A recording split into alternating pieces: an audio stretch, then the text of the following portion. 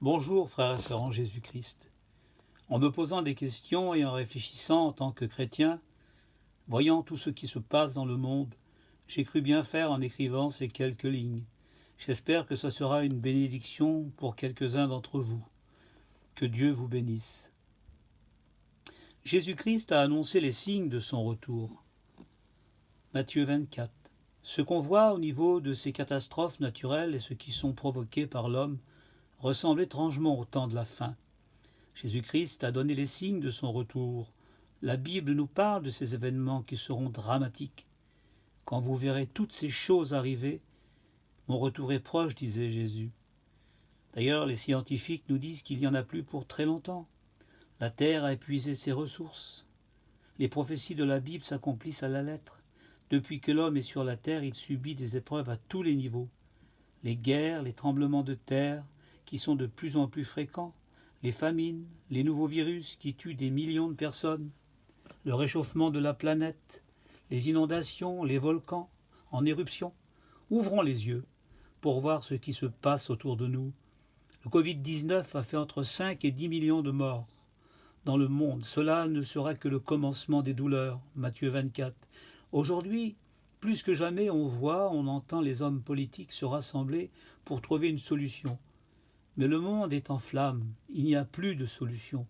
La seule solution, on la trouve dans la parole de Dieu qui est la Sainte Bible. La Bible est un fil conducteur qui nous emmène à Dieu.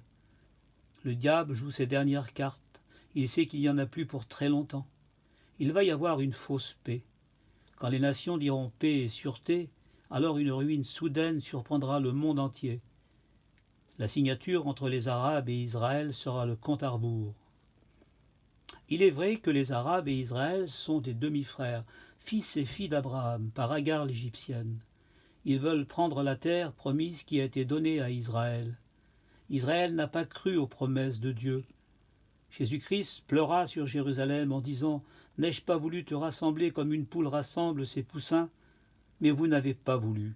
Alors des jours viendront où les armées t'encercleront et vous partirez de nouveau en captivité. » La génération qui a suivi ne s'est pas terminée. En 70 de notre ère, le général Titus, envoyé par l'empereur de Rome, détruisit Jérusalem et le temple. Quelques juifs religieux qui servaient au temple se sont cachés à Masada et ont caché des manuscrits. Ça pourrait être ceux qui ont été cachés dans les grottes de Qumran, près de la mer Morte.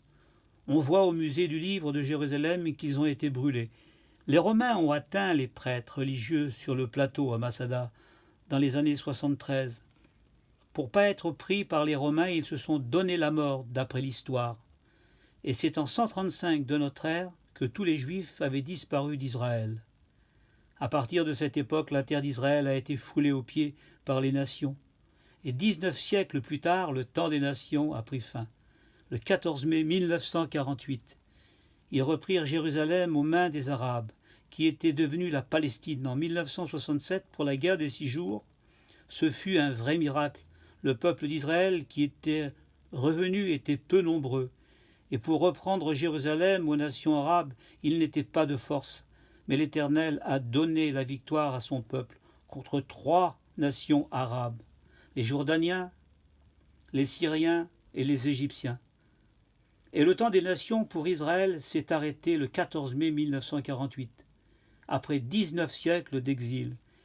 La dernière épreuve qu'ils ont subie, c'est pendant la guerre 39-45, où 6 millions de Juifs furent déportés dans les camps de concentration, et nous en connaissons la suite.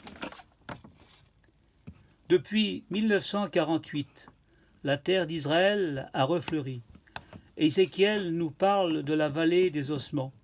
C'est une résurrection après 2000 ans.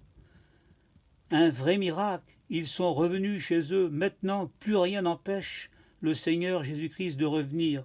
Aujourd'hui, nous vivons un temps messianique, aussi bien pour Israël que pour les chrétiens du monde entier. Car voici le jour vient ardent comme une fournaise. Tous les hautains, tous les méchants seront comme le chaume. Le jour qui vient les embrasera, dit l'Éternel des armées. Là sera ni racine ni rameau, mais pour vous qui craignez mon nom, se lèvera le soleil de la justice. Que Dieu soit béni. pour son amour. Mon ami, donne ton cœur à Dieu pendant qu'il se trouve. Nous vivons la grâce. Éphésiens chapitre 2, verset 8. C'est par grâce que nous sommes sauvés, par le moyen de la foi. C'est un don de Dieu. Profites-en, tant que la porte de l'arche est ouverte, tu peux y rentrer. Ton nom peut être écrit dans le livre de vie. Il y a 2 endroits où passer l'éternité. Jésus a dit, je suis le chemin, la vérité et la vie, et nul ne vient au Père que par moi. Il faut passer par la croix. Elle est la source du salut pour quiconque croit. Bientôt la porte de la grâce sera fermée. Viens tel que tu es, Jésus t'aime. Il t'appelle, il veut te sauver. Car Dieu a tant aimé le monde qu'il a donné son Fils unique, afin que quiconque croit en lui ne périsse point, mais qu'il ait la vie éternelle. Oui, mon ami, Jésus est Dieu, parce que la Bible nous dit que Dieu était en Christ, réconciliant le monde avec lui-même. Merci Seigneur pour le salut de nos âmes, que tu puisses toucher le cœur de nos enfants. Seigneur, tu as dit, j'attirerai tous les hommes à moi. C'est ce que tu es en train de faire en ce moment. C'est pour ça, si tu entends la voix de Dieu, n'endurcis pas ton cœur. Que Dieu te bénisse, mon ami.